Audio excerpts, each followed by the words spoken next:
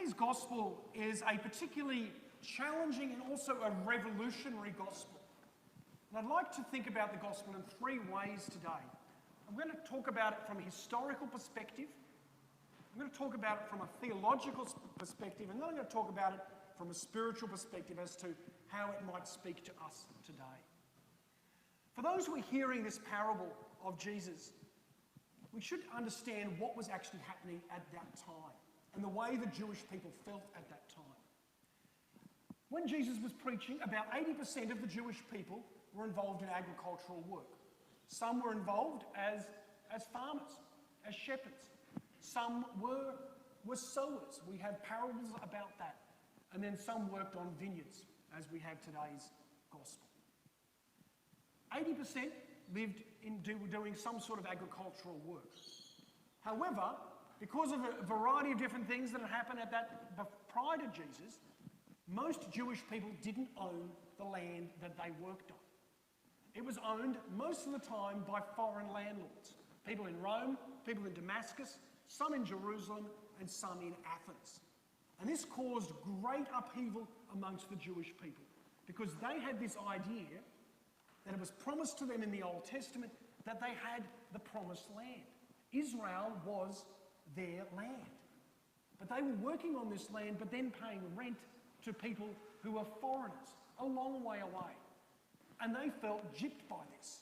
They felt that this was wrong, and there were people agitating, even at the time of Jesus, for a Messiah to come to get rid of this foreign ownership of their land. And this caused great annoyance for the people. And as to a certain extent that happened in this first reading today from the prophet Isaiah, there were people who had vineyards, but they produced sour grapes. I don't think Isaiah was just talking about the grapes. I think he was also talking about the people. Sometimes people can have sour grapes. They can be a bit bitter about life. And the Jewish people at the time of Jesus, they were bitter about many elements of life because of what was happening. And they felt this is wrong. We shouldn't have to pay rent to these people in Rome or in Athens or in Damascus. And so they wouldn't actually pay the rent to the landlords. They thought that this was wrong to pay rent, and so they didn't. And it created this huge tension, which eventually led to the Jewish war that happened just after the time of Christ. So that's something of the history. Jesus is speaking into a specific context. These people knew what Jesus was talking about. They felt gypped. They felt angry about what was happening.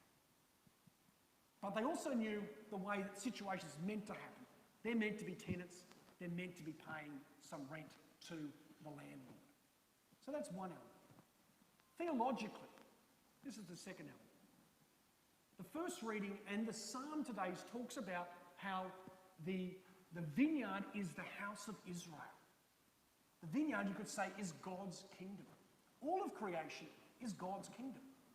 And that was the way that Jesus was trying to teach the Jewish people. That all of creation is God's kingdom, and that we're called to produce fruit for the landlord being God.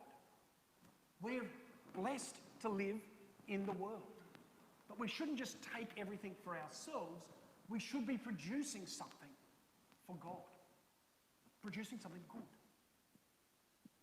Throughout the Old Testament, there were people who came over and over again, servants of God, who came to remind the Jewish people that they were called to produce fruit. And they were called to produce something for God. We refer to them as the prophets. The prophet Isaiah, the prophet Jeremiah, the prophet Elijah. And unfortunately, the prophets were often mistreated. The Jewish people will often hear the prophets and they would reject them. Sometimes they would beat them, as the gospel talked about, and sometimes they would even kill them. And then God sends his greatest gift. He sends his son to be the messenger to show us and to ask us how to be able to live as part of God's kingdom. And what happens? They reject the son and they kill the son. So this story is not just about the historical context, although that's interesting. It's also about a theological context as to how that we are living in God's land. Everything is God's land, and we're called to contribute. When I used to rent, this is more the spiritual connection. When I used to be a renter, and many of you probably rent as well at different times, if you haven't already. When we rent, you have to pay something to a landlord. Sometimes you get to meet the landlord, sometimes you don't. But you need to pay your rent. If you don't pay your rent, you're probably going to get evicted.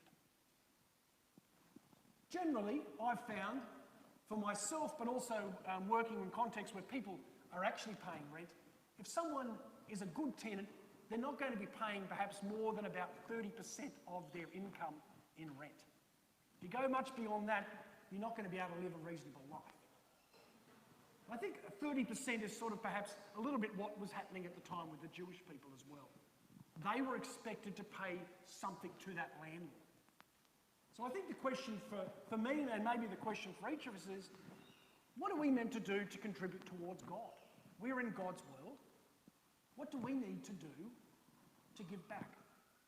People come to church, as you're doing right now, or you're coming online as well.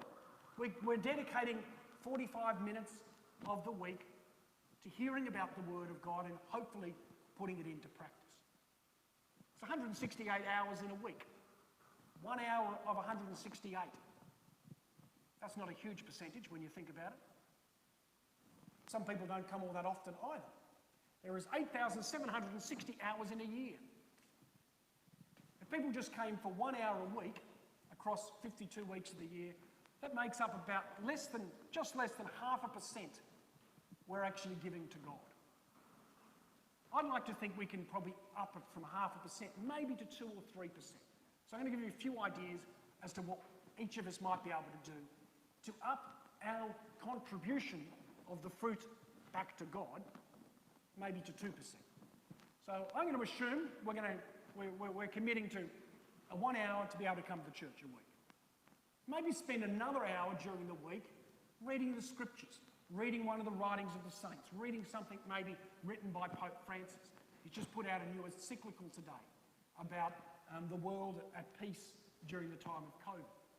Interesting thing to have a look at. You could read it maybe, get it online, read it this week. So if you up it to 2 hours, 1 hour reading and 1 hour coming to church, that starts to help our percentage as well. Maybe do an hour of service. There's lots of ways we can contribute. We're called to contribute, not just take. We're actually called to contribute. So if we up that, do 1 hour of service and then maybe contribute 1 hour of our working week, maybe for a good cause, we're now getting close to 2% of our time is for God. If you're a tenant and if you're paying rent, you might be giving 30% back to the landlord. Maybe that 30% might be a bit much straight away. But what can we do to contribute a bit more to God? We are in God's kingdom. This is God's kingdom. It's not just the heavens. It's right here now. How can we be good servants? How can we be good stewards of what we receive? How can we be good tenants who produce fruit? The gospel ends today by saying, those who don't produce fruit, the land is taken away from them. Let's produce fruit. Let's produce fruit through our prayer, through our forming our hearts about the goodness of God, and through our service of Jesus Christ in our world today